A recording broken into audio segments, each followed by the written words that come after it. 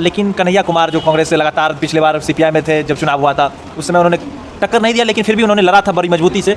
इस बार लगता है उनको टिकट पहले ही गेम से बाहर कर दिया गया, टिकट ही नहीं दिया गया। अब क्या करेंगे कन्हैया कुमार? नहीं, देखिए कन्हैया कुमार जी जो है ना, वो राष्ट्रीय स्तर की राजनीति में चले गए और वो बहुत अच्छे लोग हैं, काबिल लोग हैं। हम उनके विद्वता पर, काबिलियत पर कोई प्रश्नवाचक चिन्ह नहीं लगा सकते हैं। लेकिन लोकसभा हो, विधानसभा हो या पंचायत के चुनाव हो, प्रत्याशी वही जीतता है जो ज़मीन से जुड़ा होता है।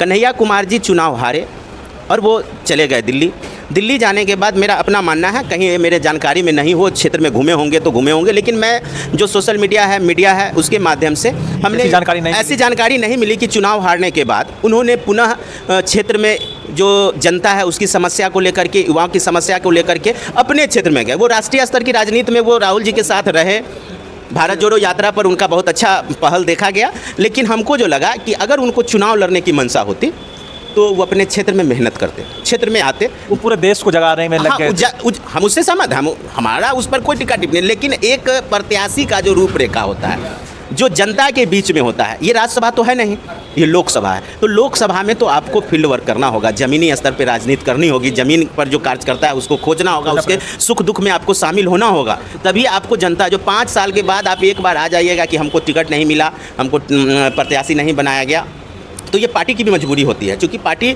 गठबंधन के हिसाब से, पार्टी तो शायद कांग्रेस से आ रही थी कि लड़ा है, लेकिन गठबंधन है तो सारे पार्टी, जो 5 पार्टियां हैं, वो सारे पार्टियों की सहमति से जो गठबंधन में सीट मिलेगा, 40 सीट है, तो 40 सीट में 9 सीट मिला है कांग्रेस को। तो वो 9 सीट में बेगूसराय नहीं है, उनको छांटा नहीं गया है। 9 सीट में कांग्रेस दूसरे जगह, अब वो कांग्रेस पार्टी का नेता है, तो कांग्रेस को चाहिए कि वो उनको कहीं सेट करे। क्या लगता है दिल्ली से कहीं लड़ा सकते हैं कांग्रेस पार्टी? अब वो तो उनका पार्टी का पर्सनल मामला है, कांग्रेस पार्टी का। वो राष्ट्रीय अध्यक्ष खड़गे जी विचार करें, बिहार के चेयरपर्सन है अखिलेश जी, वो विचार करें कि कन्हैया, आपको बिहारी होने के नाते आपको नहीं लगता है कि बिहार से अगर कन्हैया कुमार लड़ते तो बिहार की मजबूती? तो कन्हैया कुमार के लिए तो फिट सीट तो कई है, उसको मुजफ्फरपुर से भी उनको लड़ाया जा सकता है, बहुत बड़ी बात नहीं है। पटना साहिब भी सीट कांग्रेस के गठबंधन में है, वहाँ से भी लड़ाया जा सकता है, ये उनका मामला है। ये पर हम नहीं जोर दे सकते हैं कि उनको यहाँ से प्रत्याशी बनाना ही चाहिए, क्योंकि पार्टी की अपनी रूपरेखा होता है, अंदर का जो बात होता है वो पार्टी तय करती है। तो हम लोग तो आरजेडी हैं, हम लोगों के गठबंधन में हैं, हम लोगों को जहाँ से भी प्रत्याशी बनाएंगे तो उनके लिए चुनाव प्रचार करेंगे, वोट मांगेंगे। युवा हैं और सब लोग गठबंधन में है, तो सब एक दूसरे का सहयोग करेंगे। जी बिल्कुल, इसमें कहीं से दो राय नहीं है। ऐसे कि मान लीजिए मन से है ना आप लोग, मतलब गठबंधन में, कैसे नहीं कि गठबंधन कर लिए? जी नहीं, बिल्कुल जमीन स्तर के कार्यकर्ता लालू जी के, मतलब फिलहाल में खबर चल रही थी तेजी से कि गठबंधन टूटने वाला है, बात नहीं बन पा रही है कांग्रेस से। नहीं, ये सब चीज़ जो है ना, भाजपा का जो मीडिया चैनल है वो लोग चला देता है जान करके कि हमारी सच्चाई सामने नहीं चल पाए। उनके पास जो है मिर्च मसाला बहुत ज़्यादा होता है, घर किसी और का, अंदर की बात जान जाते हैं। वो मेरे घर में क्या हो रहा है, अंदर की बात वो जान जाते हैं। झूठा खबर प्रचारित कर रहे हैं। बिल्कुल झूठा प्रचारित करते ही है वो लोग, झूठ पर ही टिके हुए हैं। जैसे कि आपके अध्यक्ष जी ने कहा भी था, तेजस्वी जी ने बीजेपी का कुछ फुल फॉर्म बताया था। हाँ बताए, वो तो फुल फॉर्म बताते हैं, आप लोग चलाते ही हैं, सब लोग चलाते हैं, देखते ही हैं। बड़का झूठा पार्टी कहते हैं हमारे नेता, तेजस्वी जी ने कहा था। हाँ बिल्कुल, उसमें कहीं से दो मत नहीं है। हम लोग जीतने जा रहे हैं 40 के 40 सीट। बिहार की जनता एक नई इतिहास लिखने जा रही है, और जिस गफलत में भाजपाई है वो यहाँ बिहार में कोई मतलब दाना गलने वाला नहीं है। हमारे राष्ट्रीय अध्यक्ष आदरणीय लालू प्रसाद यादव जी कहते हैं, हमेशा बोलते हैं कि बिहार प्रयोग का धरती है, कृष्णा बाबू की धरती है, कर्पूरी ठाकुर की धरती है, जगदेव बाबू की धरती है। तो यहाँ एक से एक महान विभूति जगजीवन बाबू आए, जगजीवन बाबू का धरती है बिहार। ये लोग यहाँ एक से एक समाजवादी लोग आए, एक से एक विकास पुरुष आए, जिन्होंने विकास किया और प्रसारित। समाजवादियों की बात रही है, और समाजवादियों की बात लेकर आरजेडी और महागठबंधन बिहार में लड़ेगी। देख पाते हैं कि इस बार लोकसभा चुनाव में कितना परफॉर्मेंस आ पाता है। आपकी दावा है कि 40 में 40 सीट जीतेंगे। जी बिल्कुल, और बाद फिर जरूर मिलेंगे आपसे कि कैसी रहती है। लोगों का कहना है कि 10 सीट गठबंधन नहीं लाएगी, विपक्ष के लोगों का।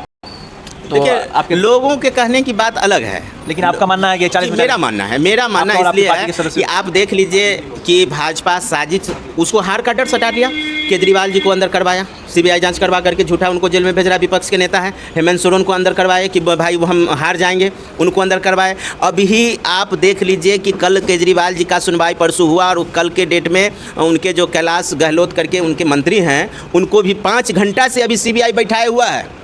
केजरीवाल जी के मंत्री को, उनके मंत्रिमंडल में ये हैं, कहीं कहीं उनको तोड़ने की कोशिश की जा रही है तो कि पार्टी- डराने की कोशिश की जा रही है तो कि पार्टी को खत्म करने का जी प्रयास- पार्टी को खत्म करके जितने भी डरे हुए लोग रहेंगे सबको हम अपने पार्टी में मिलाएंगे और हम सरकार बनाएंगे। दिल्ली नाक है हिंदुस्तान का और वहाँ विपक्ष का मुख्यमंत्री है, ये बहुत खलता है उनको। हमारे नेता को जितना परेशान किया गया भाजपा के द्वारा, आरएसएस वाले जितने लोग हैं मिल करके लालू जी को जिस तरह से परेशान किया, प्रताड़ित किया, वो झुकने वाला व्यक्ति नहीं थे। और उनके पार्टी में जो लोग हैं वो झुकने वाले लोग नहीं हैं। इसी डर से वो लोग जान रहे हैं कि बिहार है, बिहार लालू जी का बिहार है, घबराए हुए हैं। तो रोज़ एक नई षड्यंत्र रचते हैं। और वैसे लोगों की क्या बात कीजिएगा, देखबे किए हैं जो बाप बेटी पर किस तरह का अमर्यादित बयान दिए हैं सम्राट चौधरी जी, जिनको लालू जी कम उम्र में ही मंत्री बना दिए थे। एक तरह से कहा जाए तो आगे बढ़ाएंगे। लालू प्रसाद जी के यूनिवर्सिटी का वो स्टूडेंट हैं यूनिवर्सिटी। और उस स्टूडेंट को, फेल स्टूडेंट को लालू जी पास कर दिए वो अपने प्रिंसिपल काल में, पास करके और उस विद्यार्थी को भेज दिए इंटरव्यू में। और आज लालू जी के यूनिवर्सिटी का विद्यार्थी कह रहा है कि लालू जी बिना पैसा का टिकट बेटी को भी नहीं दिया है। मान लीजिए लालू जी अपने मान लीजिए उस तरह के विद्यार्थी को पास किए तब जाकर ना ऐसा बोल पा रहे हैं। जी नहीं, लालू जी की गलती नहीं है। आप वैसे छात्र को पास क्यों किए?